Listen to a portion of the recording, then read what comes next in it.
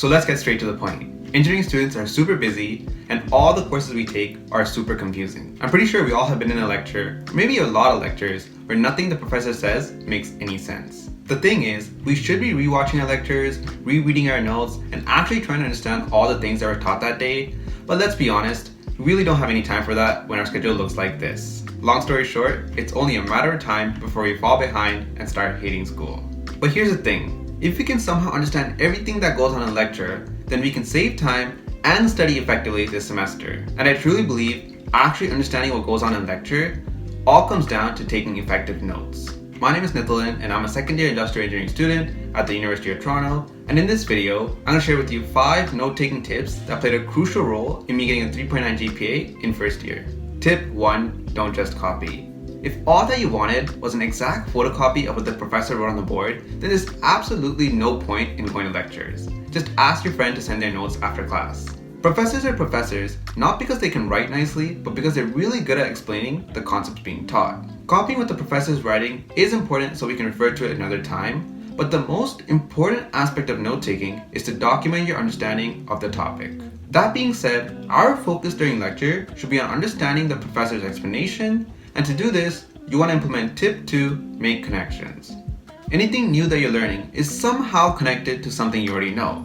You want to leverage this prior knowledge to make understanding new concepts easier. This prior knowledge can be something you learned in past lectures or courses, but also it can just be something you know from real life experiences. So when you're being taught a concept, everything seems new and confusing. But the first step we want to take is to dissect this concept into smaller pieces and somehow relate some of these pieces to your prior knowledge. When you make this connection, these small pieces are now easy to understand, and so now there is less hard new stuff to learn. The next step is to continue this process and make a chain of connections. You want to now connect these other pieces to the small pieces by asking yourself what if questions. And I know this is a bit challenging to wrap your head around, so I'll go over it with an example from my Electric Fundamentals course. So in this lecture, we're learning about electric potential energy. And if you have no clue what that is, don't worry, I'm going to try to keep this as simple as I can. So when I was learning this concept, the first thought I had was that it's related to gravitational potential energy, which I know from high school. And I already knew how gravitational potential energy increases if you lift the ball up and decreases when you let it drop. So that was my prior knowledge. I then started thinking about the professor's explanation and realized that electric potential energy increases and decreases in a similar way to gravitational potential energy. So this made it way easier for me to understand the concept. And as a last step, I had to take it further. The professor explained the concept of electric potential energy with reference to protons. So my what if question was, what if these were electrons instead of protons? I know this was a short and simple example, and you're not going to have the exact same thought process every time you learn a new concept, but if you start practicing this, it will get way easier. So to connect back to tip 1, note-taking is all about documenting your understanding of the topic. Now that we understood the topic, we had to use tip 3, annotate. When you're going to so many lectures during your day and making so many of these connections, there's no way you can remember all of them. So you want to document these connections and the way you understand the topic in your notes. You want to write it in a way that feels like you're speaking to yourself, and feel free to take as much space as you need. Like as you can see here, the professor was explaining the concept of electric potential energy, and as soon as I figured it out, I wrote down everything that was going on in my brain. Now when I come back to reread these notes, I have a really good and easy to understand explanation for a really hard concept that when I read it, it will click right away. And also, using different colors, as simple as pen and pencil, will really help you keep your notes organized. I know you're thinking, that all sounds super duper amazing, but how in the world am I supposed to implement this if my professor is going too fast and I'm always confused during lecture? Well, all you have to do is implement tip 4, pre-exposure to the content. Using this tip is the only way this note-taking process actually works.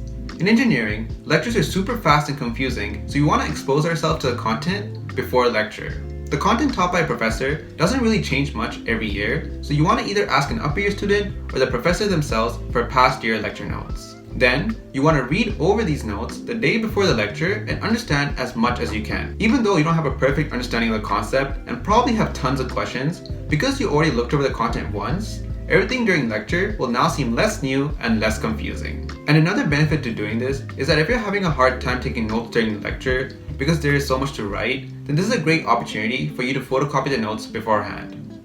Like these are notes from my friend in life sciences, and because she had the notes downloaded already, all she had to do during lecture was add annotations. By pre-reading lecture notes, you'll have enough time to make connections and annotate them during lecture. And I do understand that this is going to take you a bit more time, but trust me, it's going to save you so much time overall. Now that you actually understand what's being taught during class, you're going to spend way less time confused doing practice problems and studying for exams. And this perfectly leads us into tip 5, it's okay to still be confused. Hopefully after you implement all these tips, you understand mostly what's going on in lecture, but if you're still confused by a few concepts or a few details, that's completely normal. Some things just take time to understand, especially in engineering, where you had to apply simple formulas and concepts to really hard problems. And the worst thing you do is spend too much time trying to understand a few details or a challenging aspect of a concept. Just highlight these gaps and keep them in mind as you move forward through the semester, because to be honest, most of these gaps will automatically be filled in future lectures or tutorials, or even when you're doing practice problems. Just remember to come back and edit your notes when you actually figure it out. So to wrap it all up, note-taking is all about documenting your understanding of the topic. And by focusing on making connections to your prior knowledge and expanding on those connections, rather than just copying down what the professor is saying, you're forcing yourself to learn effectively. Although pre-reading lecture notes does seem like an additional task that will take more of your time, if you implement all 5 tips properly, I guarantee that you'll see a significant decrease in the amount of time you spend in school, and your grades will definitely improve. And if you found this video useful, then make sure to like the video so I can create more videos like this for you. Thank you for watching, and I'll see you next time.